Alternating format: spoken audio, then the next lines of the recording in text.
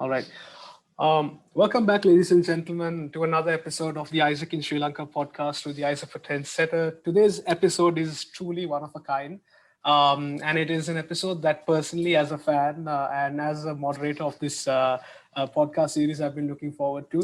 The moment when I got to know that we were going to have a discussion, we were going to host this legendary person in this podcast, I was truly like intrigued.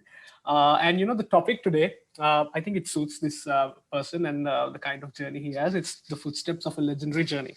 And my guest speaker today, he is none other than Mr. Bathiya Jayakodi, who is a director at BNS Productions, Sri Lanka pop artist, and he is truly someone who has revolutionized music in this country of ours. And he has taken this thing called music, this art form, into a global audience and has changed the way people look at music in the country. Mr. Bathiya, it's a pleasure and an honor to have you here today with us on this podcast.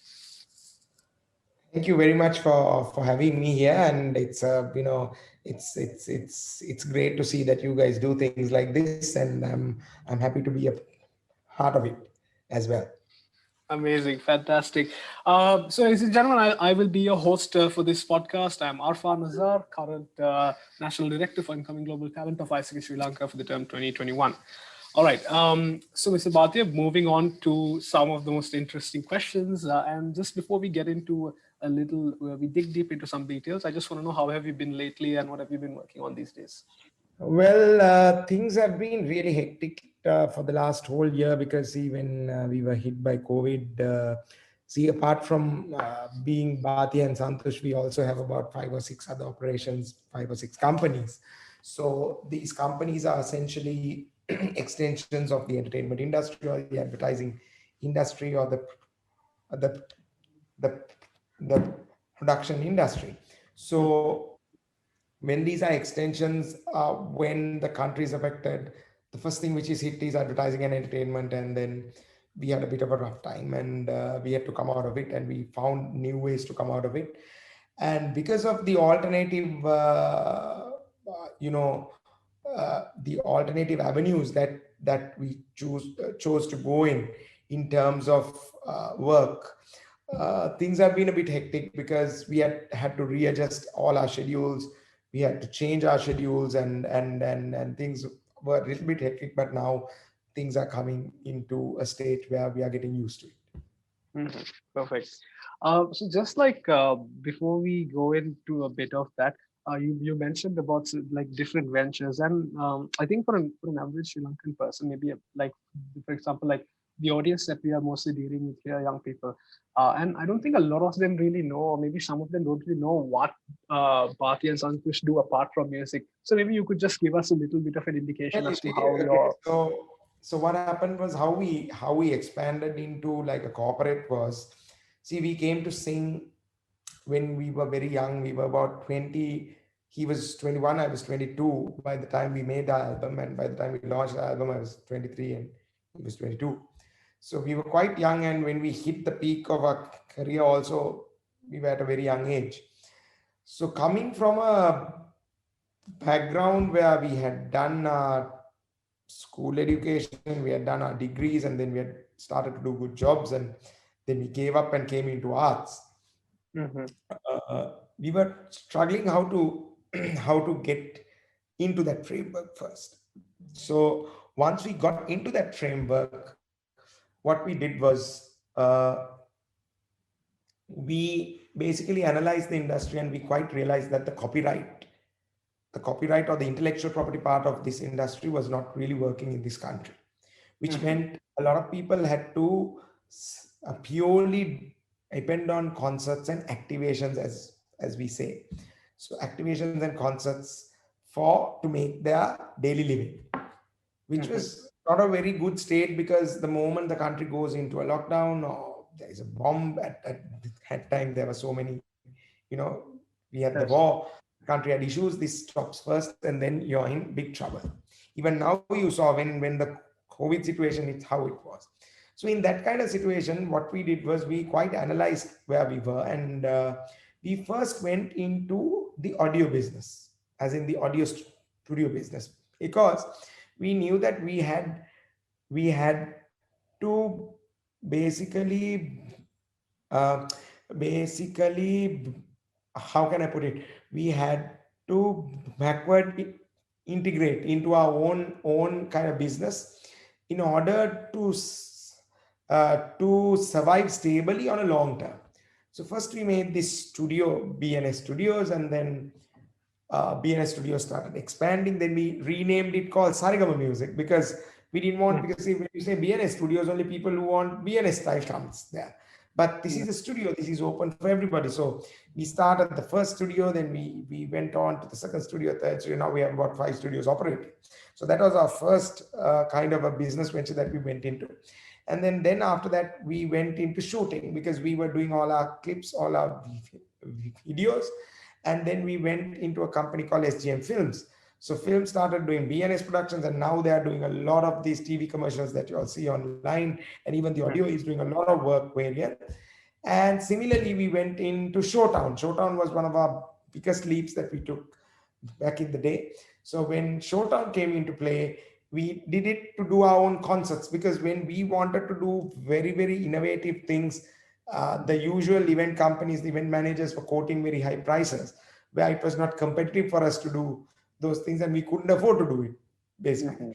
So we started our own team with Showtown, and Showtown grew to such an extent that now Showtown is one of the biggest companies, biggest event companies in the country, which engages with so many corporates, so many blue chip companies, the government. Then we have Sri Lankan clients, we have overseas clients, we have done overseas hotel launches. So that company has grown beyond what we actually ever imagined that it would grow to. Mhm.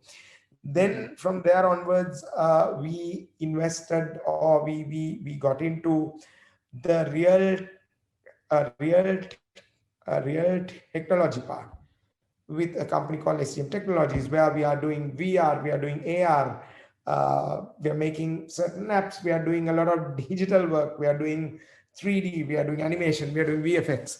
So that company has also grown beyond, and now we are doing a lot of client work, a lot of third party work, including BNS work. Then Mhm. we are also into the space where we have a company which deals in song and creativity. So that the so we have a record uh, company, SDM Tunes. So that you can see on YouTube. We have a phenomenal growth on that as well. And SDM Tunes is one of our companies. And we have a few other things which are not really related to Mhm. what you would like to know, as in those are other ventures we have just invested. But then this company grew. So we started from a two-man operation, Bathiya and Santosh, to about 100 plus people working Mhm. under the same roof. And the group of companies have really grown, and people are part of it from day one. So it's like a big team. It's like a big family. Yeah. Mhm. No, to be honest, like why I wanted to even push into that question, like at the very beginning, was because I remember watching. I remember watching one of your shows. Because I was actually born in Kuwait. I remember back in it was around 2004 to five. It was you and Santosh. You guys came to Kuwait, and you were quite young. I remember you were quite young at that time. It was in the And school. It was at your school, right? Yes, yes, yes. So I remember, and I was intrigued. And as we grow up, we learn about things, we learn about businesses, and we learn about how you actually stabilize brands. And when I actually started reading about what you were doing and the kind of operation that you had going, I was intrigued. Like it takes a lot from being an artist to being someone who creates art, but to build a community around that, I think that is very marvelous.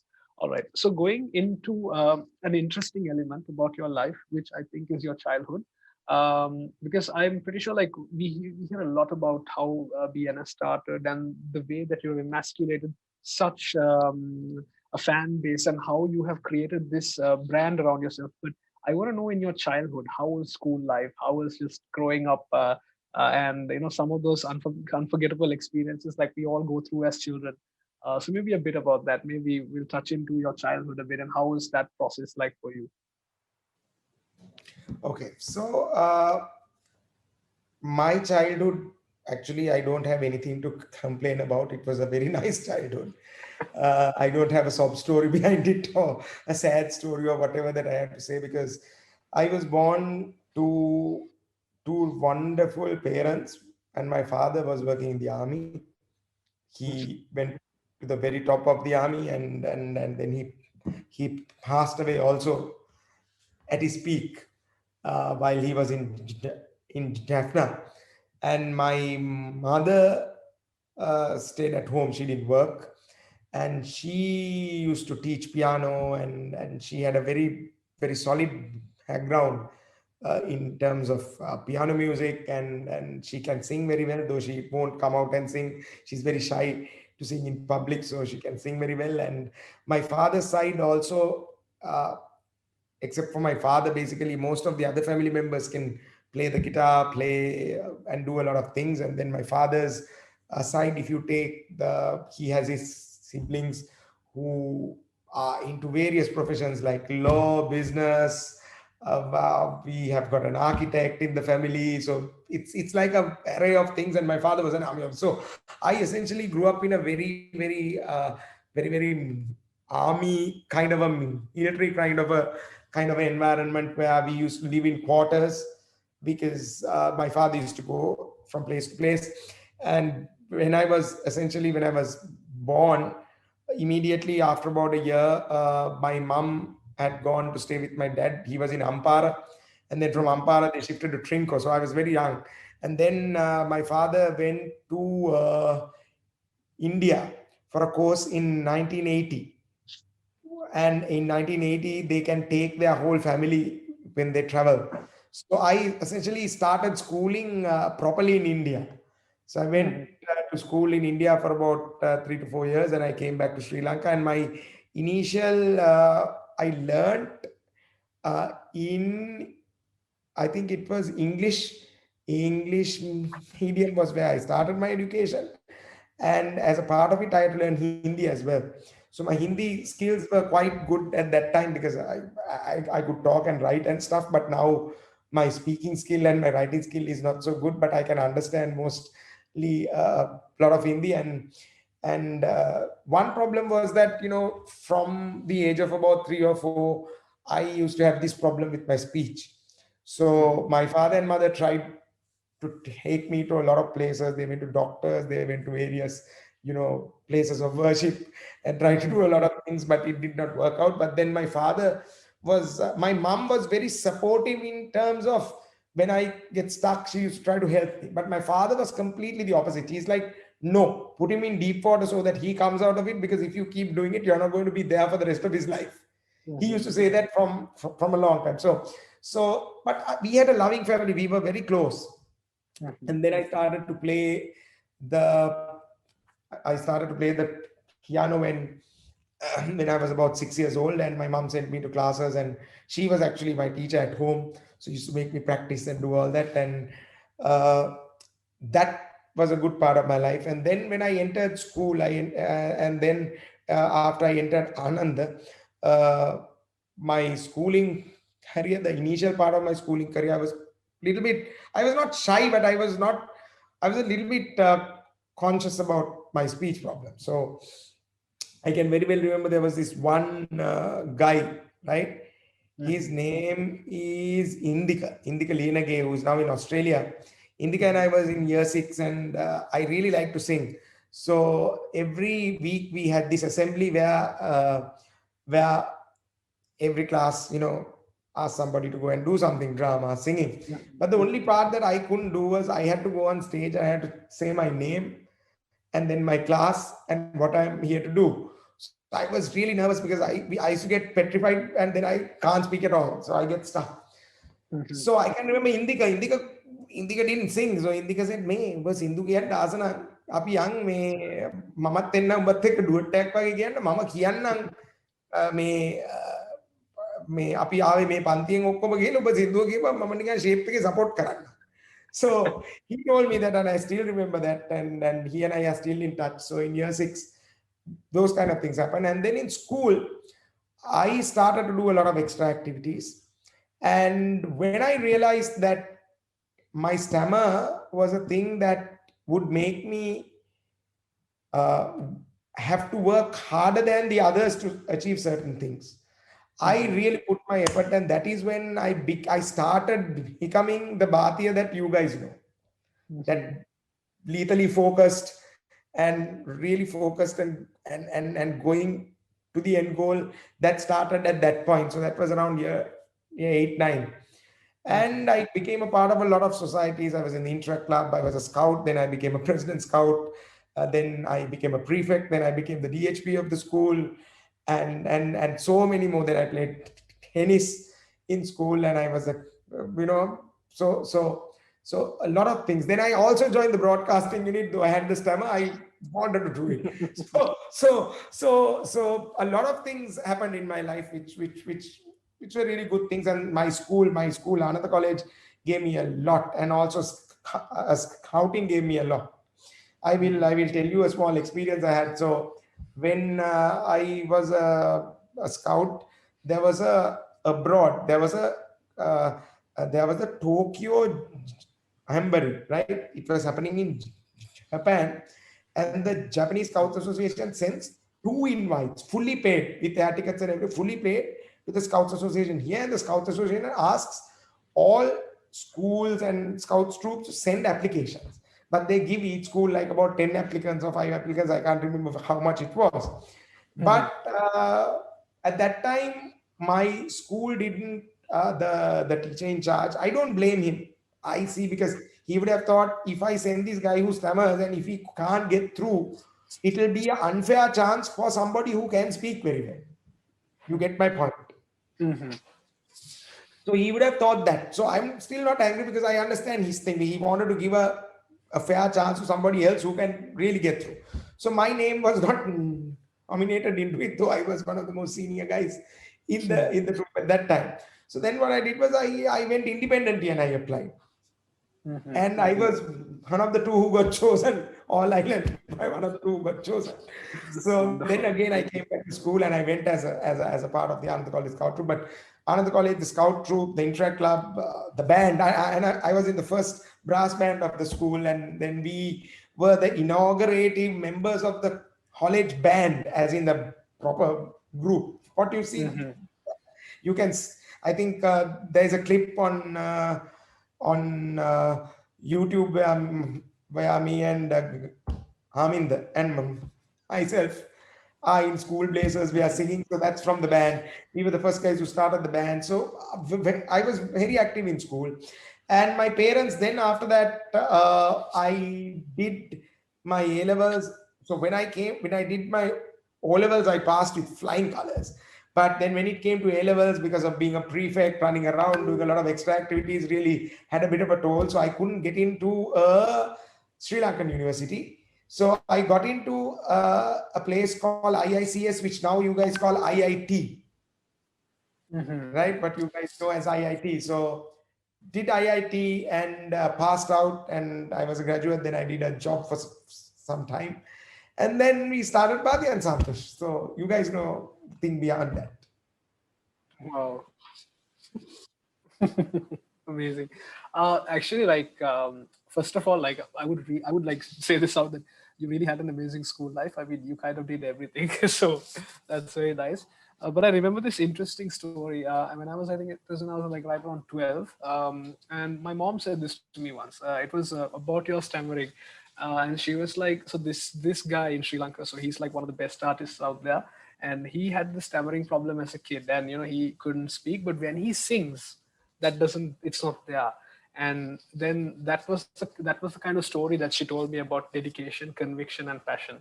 And I was very intrigued. And as I kept watching you in your interviews and when you spoke, I studied that. And when you were singing, I was just another person, and that problem was not there. And I now kind of understand, like, that was what you were pushing for.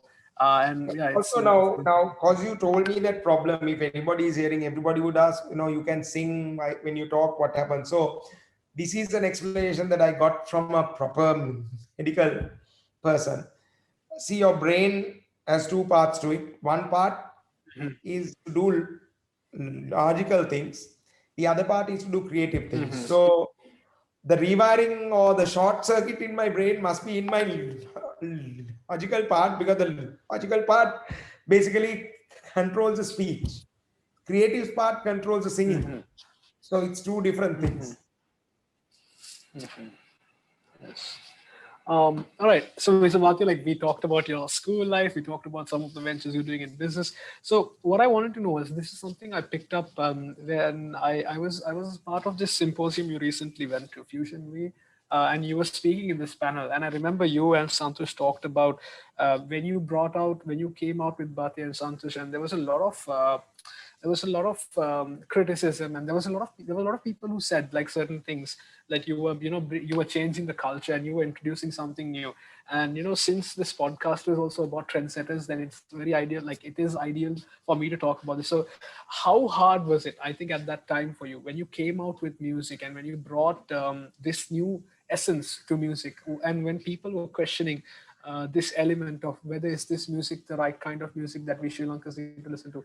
How was it at that time? How did you cope with it, and how did you plan? All right, this is what I'm going to do No, next, and this is how I'm going to. see, when you come into anything that, see, when you do anything that you do with a proper objective, and it's not for the wrong reasons, because see, most of the people coming into the entertainment industry come for the fame and for the money.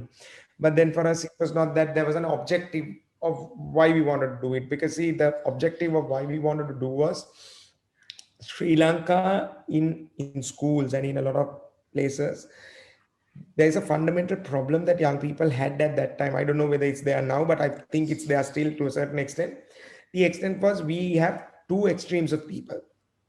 That is one part who says that only local things are good, and they are a very patriotic, extreme patriotism.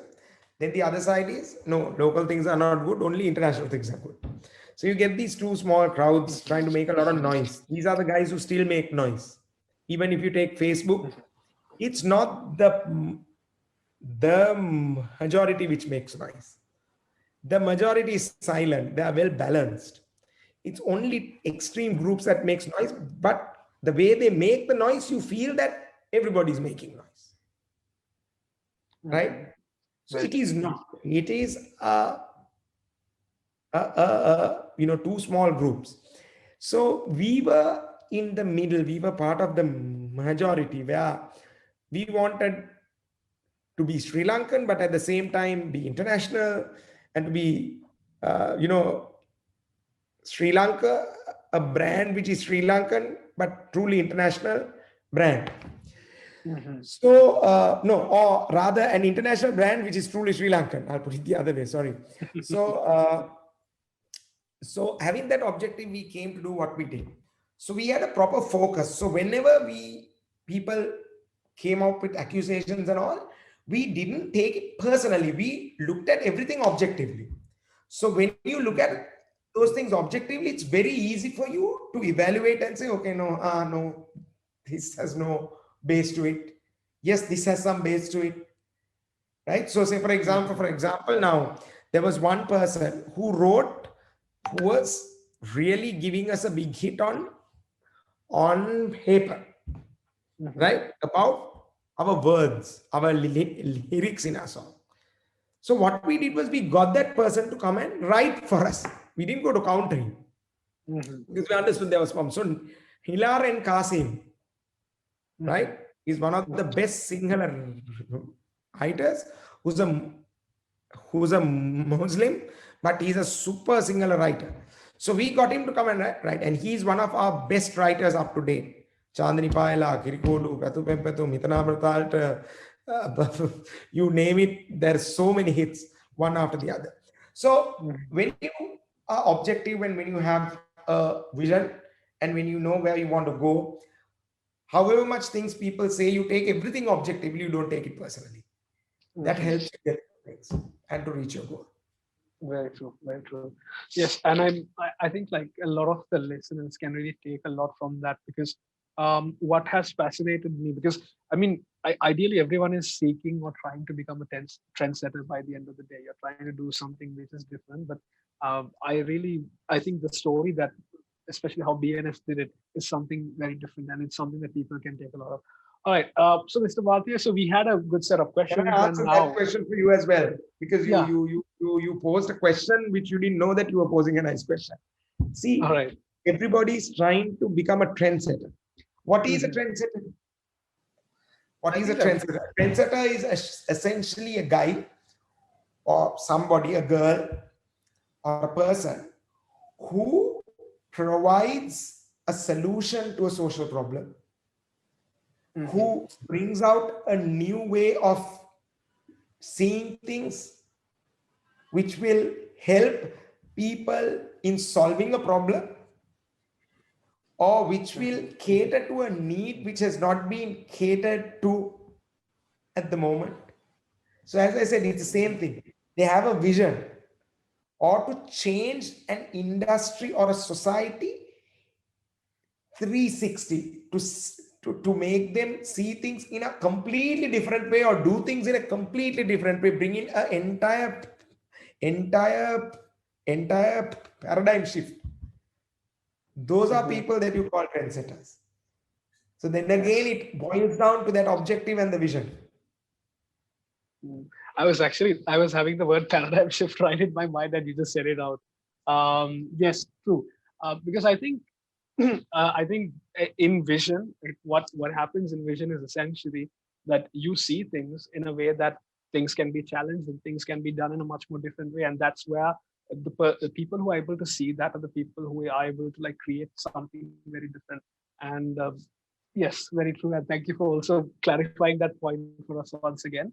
So, Mr. Basi, I want to go into a bit of an entertaining and a very different section of this podcast, and it's called the rapid fire round.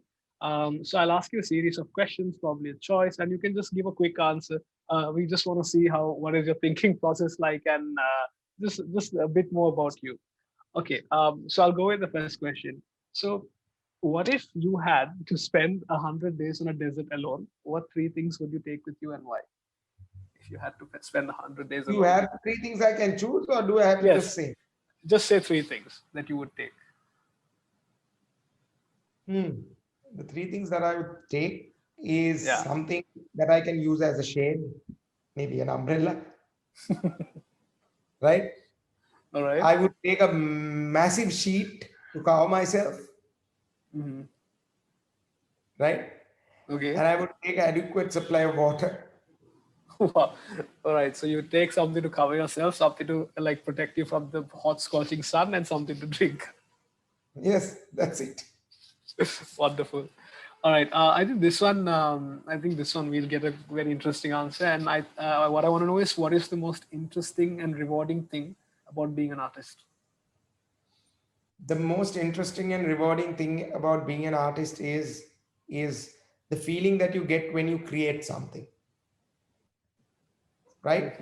So there is two folds to this. The first is when you start creating a song and when you hit that sweet spot of that creation, it brings so much of adrenaline, it creates so much of emotion in you, and it's a very personal space. You're not sharing it with anybody, not your wife, not your girlfriend, not anybody. It's a very personal thing, and that feeling for that time is a different story. I've got a hit here, right? Then the other moment is when you perform in front of a crowd and you see the crowd moving to it. See the reaction of the crowd, how it affects people. That is the second thing. And the third place is when people tell you how your creation is so personal to them and what their personal experiences are with that creation. Sometimes it's something that you don't even think when you create. Now, say for example, we have a song called Hitavava Nemane. Hitavava Nemane, to some people tell, I listen to that song and I think about my ex-boyfriend or girlfriend. Some people say, oh my God, my father was in hospital at that time, and this song really takes me to that. So that's the sad side of the story. But then we get other stories. I met my husband while I was listening to your song. I met my boyfriend during that time. We had a baby with, while listening. So those kind of experiences really take you to a good place. Exactly. And I think it's what people associate because nowadays, like music is something that people associate like feelings or moments to it, and it just becomes all the more magical. All right. I don't know if you've had many of these, but maybe what was the most embarrassing moment on stage that maybe you remember to this very day? I don't know if you've really had any of this. Most embarrassing has been when we were very young, when we first started to perform. the bands couldn't play our sound because we were getting a very new sound. So we used to take Mhm. tracks. So here we are Oh, in Ambalangoda playing for a massive audience, essentially a very mass crowd who really enjoy the punch of the band. And we are playing with a disc, and so the disc is playing and we're singing. And suddenly that disc player breaks in the oh, middle of it, and everybody starts hooting. And because people don't know, BNS was not a big brand at that time, so that was the most embarrassing thing. But beyond that, I think all the kind of incidents on stage now is a part and parcel, and we enjoy twist and turning ourselves to really solve those problems at that time. wonderful. All right.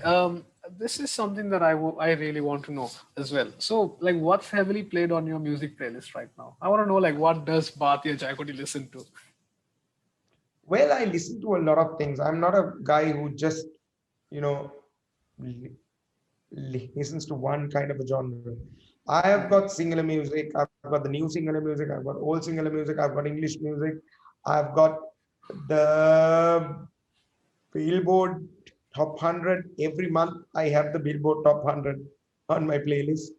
Mm-hmm. And then I've got Mozart. I've got orchestral. I've got Andrea Bocelli. Mm-hmm. I've got Arijit Singh. I've got Sonu Nigam on it. Mm-hmm. But I've got Eminem. You name it, and I've got Post Malone. I've I've got Post Malone. I've got Nicki Minaj. You name it. I've got most of it. Wonderful, wonderful. All right. So, what has been your favorite travel destination and why? I think by far up to date, the most serene and the relaxing travel destination I've been to is Fiji, Mm-hmm. because Fiji is still 70% is covered in trees. And those people Mm-hmm. take it so easy, and life is a bit very laid back, right? Mm-hmm. And streets are still clean. It takes me back to the early 1980s when we were very young, where they said that there's a lot of cars on the road. This is the peak time of traffic, and it looked like a Sunday morning on a Colombo road, right? And that was the most serene place, and it's not too cold, too hot. Fiji was my best experience. But beyond that, of course, I've been to Switzerland, all these places, beautiful places, but then it's either too cold or something. Mm-hmm. Well, all right. This is something interesting as well. So, if you were not a musician, what would you be doing? I would have been doing a corporate job because see, I did my management degree in marketing, and corporate finance was my two majors. Then I joined CTC for some time, and I was working. So I would have been in a corporate job. I would have been in a blue chip company or maybe some other corporate, but it would have definitely been in a corporate job. Most of my friends who joined together with in the same batches are now either GMs or CEOs or directors of most of the companies. And I would have definitely been doing a corporate job, but I wouldn't have been happy as I am today. Mm, true. So I think I'll go for the final rapid fire question. So it would be like, would you prefer the ability to fly or the ability to read minds? Definitely read minds. Oh my God! Like I would just imagine you being in a concert and so many people thinking different things, and it would be very interesting to know what all of No, them. it's very easy because see, when you can read a person's emotions, you can know what they don't like, what they like, and you can really make them happy all the time. Hmm. True. You would avoid making them unhappy. So you get the power to make them happy most of the time. Wonderful. All right. So we'll go back into the main questions, and I think this is something that we could really talk about with what's being happening in the world right now with COVID-19. And one of the key industries that has been affected by the pandemic has been the music industry. And what I've noticed is a lot like different industries they're trying to like pivot around this. They're trying to evolve their business model to see how they can deliver a better experience and at the same time remain relevant. So, Mr. Bhati, what I want to know is like during the pandemic and even maybe after, how do you see like your brand music in the sense how does this industry what can it do to remain relevant, and what are the kind of things that you are planning or you have done at the moment? Well, as BNS, I would first start off as a company. So Showtown, I went we immediately, when the COVID lockdown happened, we immediately started exploring virtual reality events. So proper virtual events. So we went down and we took the risk, and we went and basically invested in equipment needed for virtual events. We invested in in things when people were not going to invest, because we saw that there will be a change the way the industry does things. So we invested heavily in the space of doing virtual events. So that really paid off for Showtown. And now even BNS, we started looking, say the concepts were not there, so we started looking at other things what we could do. So we are coming up with a very innovative a proper virtual, like a really immersive virtual event, which we are doing now. We have been planning for 3 months, 3 or 4 months. And then beyond that, we got involved in the program called the the voice. So we are on the voice, because usually what happens is with our tours, our abroad shows, the tours and the shows that we do, we don't get the chance to get involved in such programs. So after 15 years, after Sirisa's Superstar 1, after about 15 years, we are now back on screen with the voice. So we have adopted many strategies, and we are coming up with a brand new album, which is coming out in June. So we have gone back to the creative space, and we are doing a lot of shoots, a lot of productions. So we have changed the whole strategy from being occupied with shows. Okay, that's not happening. So let's get occupied with a lot of other things, a lot of new things. And we have grown our YouTube over this pandemic period. We have been on Instagram. So we've taken a different strategy on how we address the fans. Wonderful. And yeah, I think what was very interesting about like this entire period was that especially when I was following BNS on your Instagram, and when I was seeing like the kind of engagement that you were promoting, it was very thoughtful. Like, in the sense like like we saw certain artists, especially during the pandemic, they were like, okay, we're going to take time and we're going to get back to this once this is done. But there were certain artists who like, no, it's fine. The landscape has changed, but that doesn't mean like the message we deliver should change. We just need to adapt. And I really like saw the agility in the way you were transmitting your business and your brand and your art form out there, which was very interesting. All right. So I think I'll jump into a question in terms of creativity and art. So what is your definition of music? What does it truly mean to you as a person? And like, how has music contributed to you? I mean, maybe let's talk about it in a spiritual perspective. How has that been very like important to you? Music has always been an important thing in my life, because with my speech problem, the only space that I felt that I could unleash 100% of my potential was in this from a younger age. So I even when I was small, this is a very interesting story. When I was, starting from the age of maybe 8 to around the age of 18, when I go to sleep, I always think I play so those days we used to play songs on a tape cassette, and we used to play the cassette and then close my eyes, and the fan would start rotating. I would think, that's my plane, that's my propeller, that I'm traveling all the world singing. And I never knew that this would have become true. But then this was a space that I always was. I used to come after school, I used to practice a lot. So this was a form of art, or maybe something that I did to make me feel like I'm at 100%. And even today, because of what I do, because of music, everything has become possible. We have become a brand, we are investing in businesses, all those things. Why? Because of music. Music is the core of this. So as an artist on a spiritual level, it is everything to me. Very true. Um, Okay, so Mr. Bhatia, before we jump into the final couple of questions, what I want to know is you are someone who, as you said, someone who is looked upon by the youth in a very big, significant way. Like we really follow you and we follow your actions and what you have done and the kind of way and the ways you've inspired others.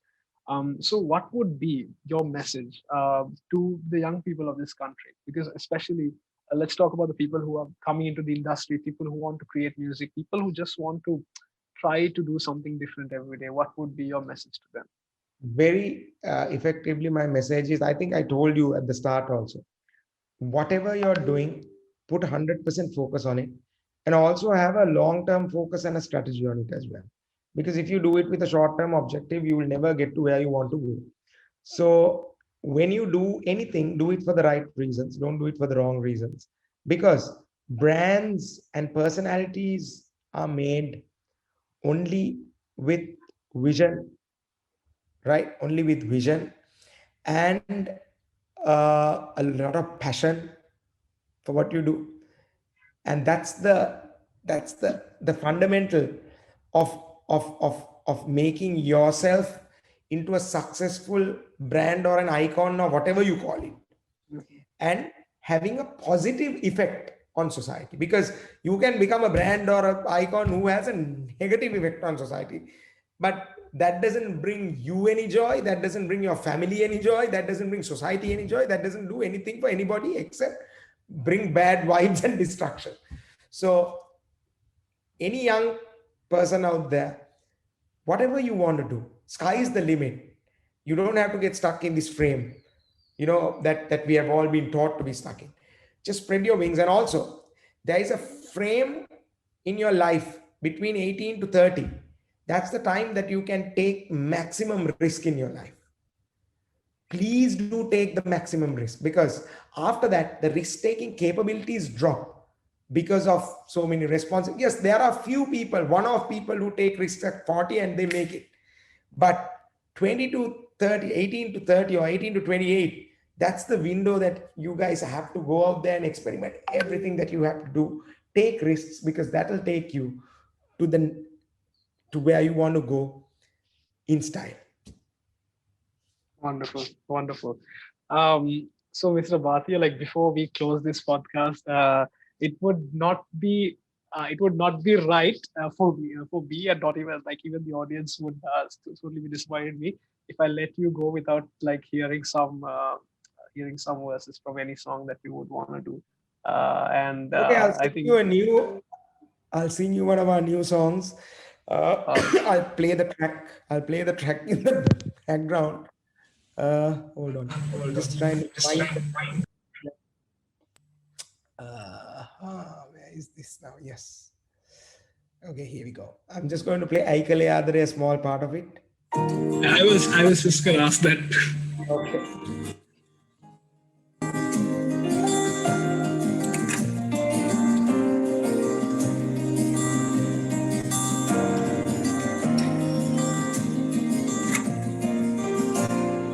Netuve amutere imi bebido imsuvare adarayak danuna obama atare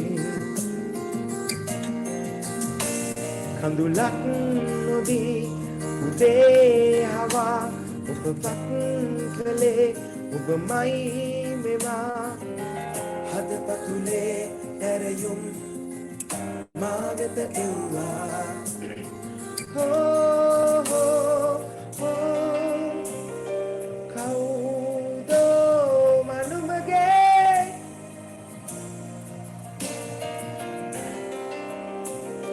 kia den noenge ei ei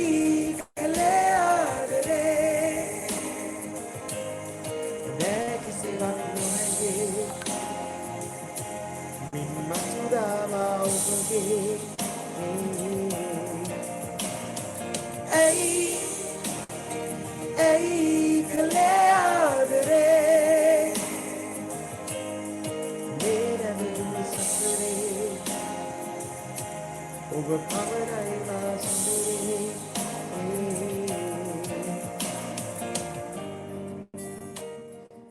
Thank you. I don't know if you're going to believe this, but I assume that you were going to ask, like, you tell me a song, and this was the song that was like playing in my head when I was going to ask you that question. See, I I can was, read your mind now. Yes, you started working your magic right now itself. Okay, then. Finally, Mr. Bhatia, thank you so much for your time, for like everything. I would not just say for the actions that you do, but the lifestyle you live, the way you inspire young people, and this conversation that you had with us and the people who are listening to this. I'm pretty sure you transformed us in a way with your music, with your voice, with your passion, and everything you do. Uh, Perfect, just perfect. Thank you for being a part of this. We really love you and we appreciate you, and we are looking forward to maybe the infinite albums that you'll be putting out, and we're going to be the first in line to get those as well. Thank you Thank so you very much much. for Thank you inspiring a for having generation. me on the show. Thank you very much for having me on your show. All the best. Thank you, thank you, thank you very much, Mr. Bhatia.